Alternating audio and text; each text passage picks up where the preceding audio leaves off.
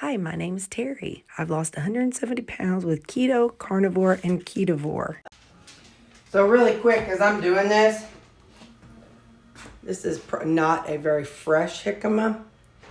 You can see it kind of brown. And even all the way through, it's not as white as usual. I took a taste, and it's very earthy. It's not that sweet flavor that the jicama usually has.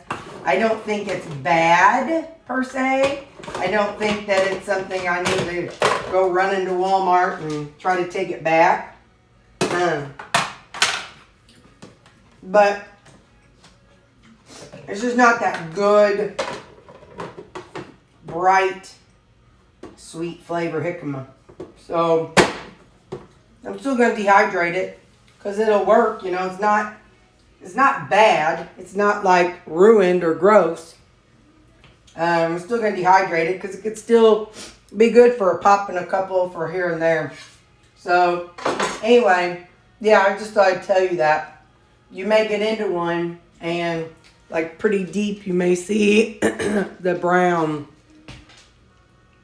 And it does not, if you get one, if you're new and you get one and it's brown like that, and it's your first one, that's not how the jicamas usually taste. So just thought I'd throw that out there. All right, we got a couple things going on. This is going to be, end up being mashed for the shepherd's pie. And so I'm going to work with this one first. According to Chef Jean-Pierre, when you make mashed potatoes, you want to add salt to the water and you want to add some garlic to the water. So I'm going to use some salt. Now, this is rutabaga, but I'm treating it like mashed potatoes to see how it turns out. Boy, this one's smoking. I probably splashed something out on it, but it's all right. Okay, sorry. So for the, focus, Terry, for the mashed rutabaga. And then he says he uses 1 clove of garlic for every potato. Well, we know this ain't a potato. I'm going to guess that this was 4 potatoes. So I'm going to go 1, 2, 3, 4. There we go. And then I'm going to bring it to a boil and let it cook until it's fork tender, is what he says to do. So I'm going to cover it. And then I also have this much rutabaga left. So we'll see what I do with that maybe tomorrow. But so for the shepherd's pie and mashed potatoes, I've got this rutabaga right here. I'm going to be making a cream of rutabaga and ground beef soup. So instead of using bacon pieces, I'm going to be using rutabaga, 8 ounces of ground beef, and some cream and cheese. So I've already cooked them and mashed them, but that was a while ago, so I need to reheat it. So I'm going to heat it up, and I'm going to add some broth. This is some beef broth that I made a while ago. It was cooked with onions in it, so I had marked on here, do not give to the dogs. So I'm going to add this to it so it can kind of all blend in together while it's cooked, while that's all heating up at the same time. But there's no ground beef in that yet, just broth and rutabaga. For our cream of rutabaga and beef soup, I'm going to add 60 grams of heavy cream, which is 4 tablespoons.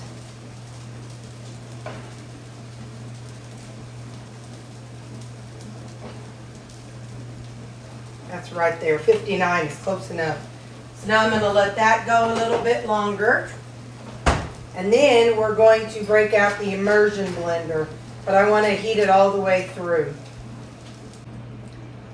Okay, this is the broth, which I found out as I was, using it and as it melted down, it had little bits of beef oh my gosh, like beef, like a roast, sorry. Had little bits of beef roast down at the bottom. So there's some of that in there too. But right now I did not have the ground beef in here. This is just the 400 grams of rutabaga and the broth and the cream. No cheese either.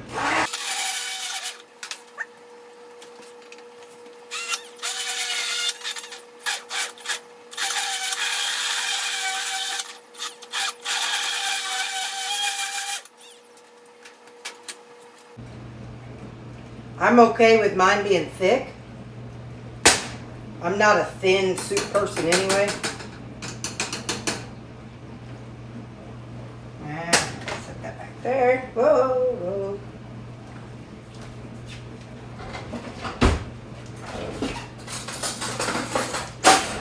Let's have a little taste, and then I'll put I'll add the ground beef to it and let that all kind of cook together a little bit, because the ground beef is cool.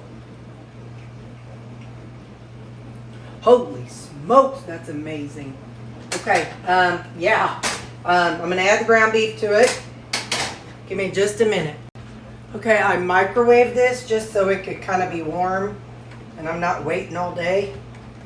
May not be the wisest bowl to have this in.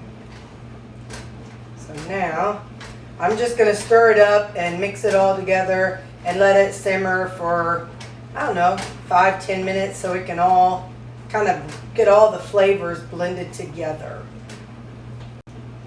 Okay, let's plate some of this up. I'm not joking, I just took a taste a second ago and I said a cuss word. I don't cuss. My mama would slap me across the room if I would have cussed. Holy, I said holy psht, and oh my goodness. Yeah. I said a cuss word, it was that good. So, cream of something. It's a little thick. I don't know what is a thick, creamy thing. It wouldn't necessarily be soup. I don't know. I have no idea. Whatever we should call this. Give me your opinion. Because it's like a paste almost, but I tasted it. This is so stinking good. All right.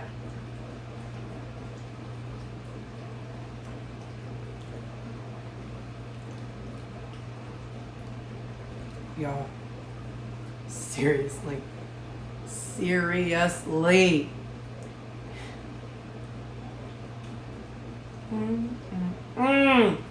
I'm telling you, if I didn't known about rutabagas when I first started this diet, I would have been coasting along. Sing it. I think you asked me this morning, what would I tell Terry 3 years ago and 6 years ago? I would have said, try the rutabaga. Use rutabaga. Holy cow. This is pretty stinking amazing.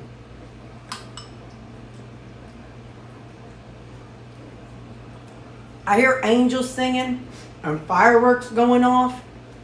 Oh my gosh. Yeah. You gotta try it, y'all. It's good.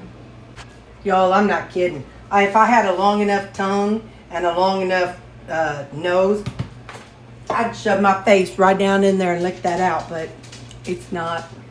It's too deep. It's too deep for me. Man, that was amazing. Like, really good. So, what I'm doing is I'm dividing this up into 4s. Because then it will be 180 calories, 14 protein, and 6.9 net carbs, and 9.5 fat. So, I have 4 meals left that need a side dish, or 4 meats left that need a side dish.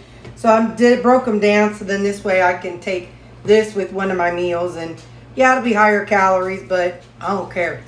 Oh my gosh, you guys. Ridiculously amazing. Y'all, this is ridiculously amazing. You have to try this. Don't be sleeping on the rutabaga train. Oh, okay. I love you guys. Bye.